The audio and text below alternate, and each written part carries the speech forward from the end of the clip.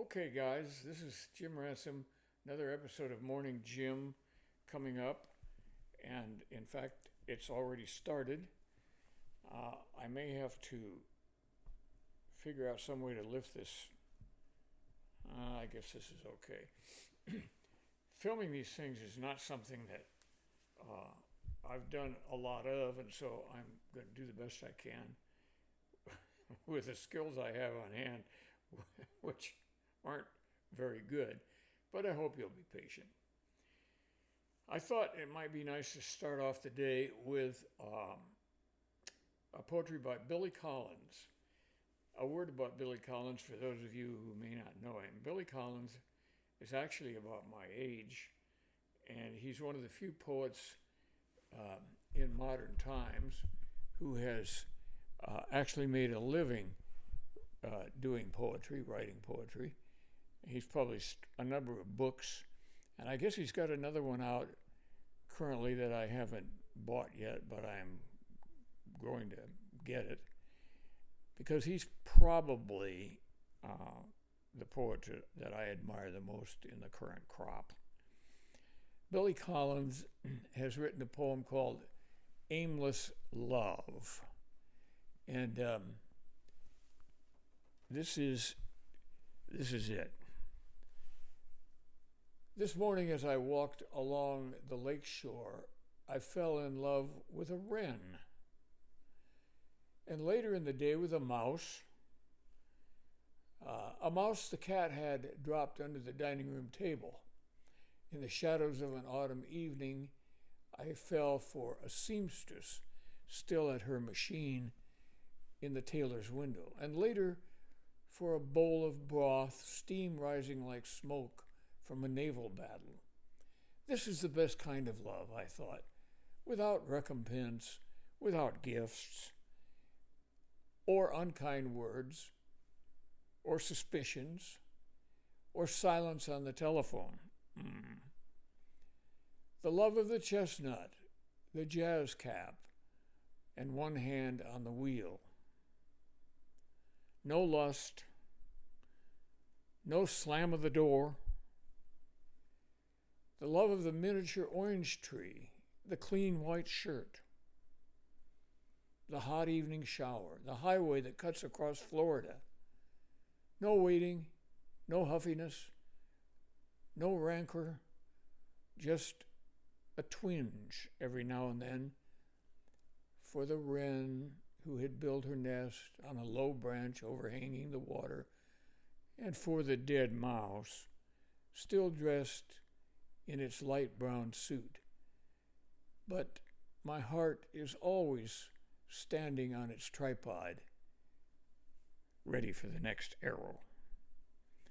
I think that's a good, ironic little poem that tells us something about the author's sense of humor, and not too hard to understand. I've got a new holder here for papers that I'm reading from, and I have to fiddle with it a little to make it work right.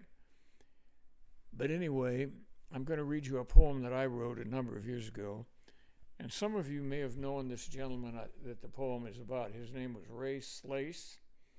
He was a stonemason in the Topeka, Shawnee County area, and he actually worked as a young man doing the building of Grace Cathedral after it had burned down and had to be rebuilt. He was a very poetic kind of guy, but he wrote his poetry with stones and bricks and concrete. And he put together a wall that somebody else had botched, holding up the earth at my first home in Topeka. And so this poem is called Ray's Wall. 85 feet of native limestone blocks he cut and laid up with a fierce and impoverishing pride, straight back from the road on the downhill side, shouldering into the hill to keep it there. John, The sculptor, the artist, gave it a critical look. It will heave and fall without mortar or rods, he said. Ray smiled and wiped the sweat from his curly hair. $50 says it won't move 2 inches in 10 years. It was a deal, and they shook on it. I marked the place. Now I'm here with a level and tape to keep their word. The winds sigh softly in the cedars that are my witnesses. Do the dead remember? Why am I curious about these stones? The level comes to rest, and the tape settles the matter. Something there is that loved this wall and kept it true. The John that I'm referring to in this poem is John Whitfield. Many of you may remember him. He was an artist in residence and did a lot of painting and sculpture at Washburn University. And then later he moved away from Topeka and finally passed away at Lindsborg, where he made his final home. John was an artist of uncompromising integrity, and you can see this ring that I have here on my finger. This is one that he made in a pair for my wife Marcia and I when we got married 47 years ago. And this has remained true as well. A very beautiful wedding ring with a story behind it, which I won't go into today, but a very nice piece of work. Nature has been doing some nice work around the Half House, which is the name of my little place here in at Edgeworth Borough in the Swickley village. And here, I think you should be able to see over in the corner some beautiful flowers that I picked from my daughter's garden. And those are blooming steadfastly at this time of the year, in spite of the cool temperatures, but it has not been freezing yet, and it probably won't be. I doubt if it'll freeze here much sooner than it does in Topeka. The news. Okay. The news this week is all about the unfortunate passage of Ruth Bader Ginsburg, or one of our 3 ladies on the Supreme Court in the United States. And she had quite a following, mainly because Ruth was an ideologue. She didn't make any bones about the fact that she was a woman of leftish persuasion, and she was not necessarily a constitutionalist. She believed that the Constitution is a living document. My own view is a little different than that. I think one of the reasons why it has survived as long as it has is that it's not really a living document. It's a document that helps us to live because of its permanency and its beautiful design and its uncompromising dedication to individual liberty and freedom. But, of course, different justices have different views, and while some people think the Supreme Court shouldn't be political, I can remember, not from personal experience, but from reading some of the literature from the 1890s. There was an Irish writer who wrote in Irish dialect for one of the New York newspapers. And the character that he wrote about was called Mr. Dooley, who was a true immigrant from the old country and who spoke in a strong Irish dialect. Apparently, it's not considered appropriate to write dialect stories anymore. I mean, Mark Twain's work was frequently written in dialect, but and Huckleberry Finn, one of the greatest books ever written in the English language, was a good example of that. But that's been outlawed in most English classes because it appropriates somebody else's culture.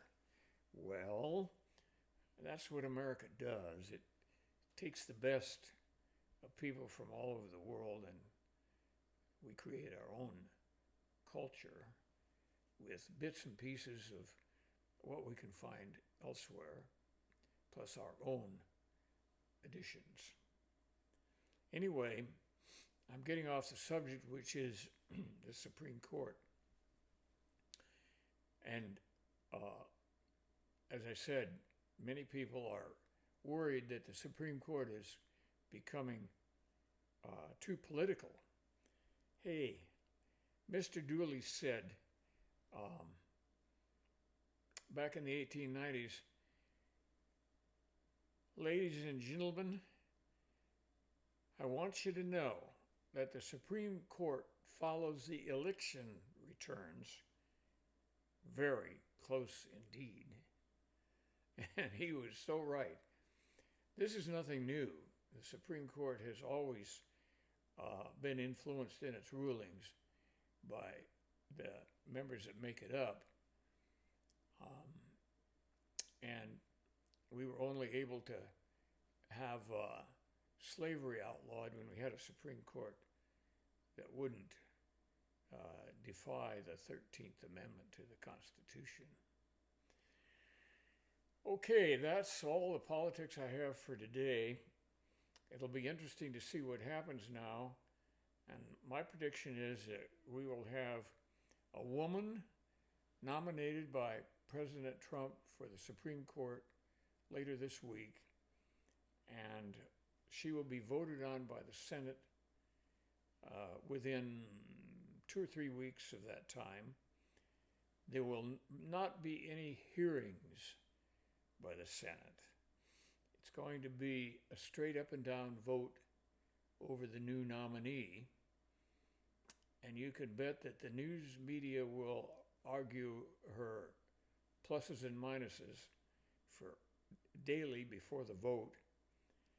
But in the Constitution it says that the president shall nominate a Supreme Court justice and the Senate shall vote on that and advise and consent about the nomination. It doesn't say anything about hearings, and it doesn't say anything about who is president or how close to the end of his term he or she might be. It just says the president will nominate a Supreme Court justice in the case of the absence of one of the 9 justices. And the president will send that nomination to the Supreme Court, who will advise and consent. And that means that they will vote yes or no to the nomination. And so, generally speaking, our Supreme Court nominations have been voted in without a great deal of argument, but at the time of Clarence Thomas and Robert Bork's nominations, we had a lot of nastiness And ever since then, there's been disagreement. And we had a new word added to the English language at the time of the Bork nomination, which was eventually rejected. And it was called being borked. And that meant if you were being borked, you were being really taken down by criticism. And then Justice Kavanaugh, the last justice that was approved by a narrow margin, was very badly treated by Democrats primarily. And a new verb has been created in his honor. I don't think he would consider it a very great honor. It's called being Kavanaugh'd. And I guess I don't have to explain what that might mean. Anyway, we're going to be treated to another Supreme Court nomination, and it'll be interesting to see what happens to it, because there'll be a lot of complaints about it, you can be sure. All right, that's going to be it for Morning Jim today. My coffee was great. I'm sorry I couldn't share it with you. But I'll see you again in a few days. I can't tell you how many, with another edition and a few more poems, which I hope you'll find of interest. So that's it for today, and have a good week, or at least a good rest of the week while you watch the sparring on television. Bye now.